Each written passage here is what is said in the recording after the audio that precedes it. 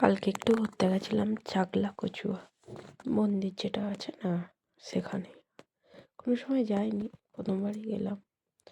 দেখি মন্দিরটা বন্ধ, একটা মন্দির। জানালা দিয়েই দেখছিলাম, দেখো কি সুন্দর ঠাকুরটা, কত সুন্দর। জানালা দিয়েই দেখতে পেলাম, তাই তোমাদেরকেও একটু দেখালাম। আর একটু আশেপাশে মন্দিরটা ওগুলোও দেখছিলাম, কি সুন্দর জায়গাটা।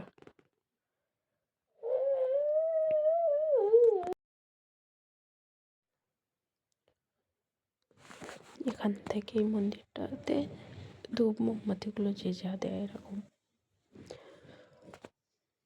আর এটা আছে একটা লোকনাথ বাবার মন্দিরই। এই মন্দিরটা আলাদাভাবে আরেক সাইডে আছে।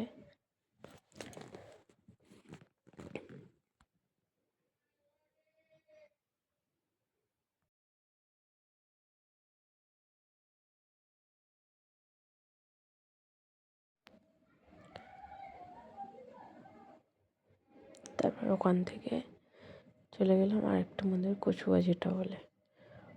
এখানটাতে পুজো দেয়। আর এখানটাতে মন্দিরের ভিতরে জায়গাটা, এখানটাতেও ঠাকুর আছে, লোকনাথ বাবাই। আর দেখো মন্দিরটা কি সুন্দর,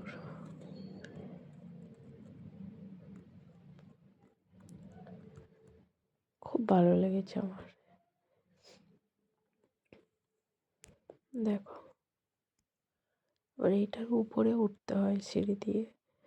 উপরে গিয়ে এখানে দুটো তিনটে ঠাকুর আছে। এই যে একটা গণেশ ঠাকুরের আছে এখানটাতে,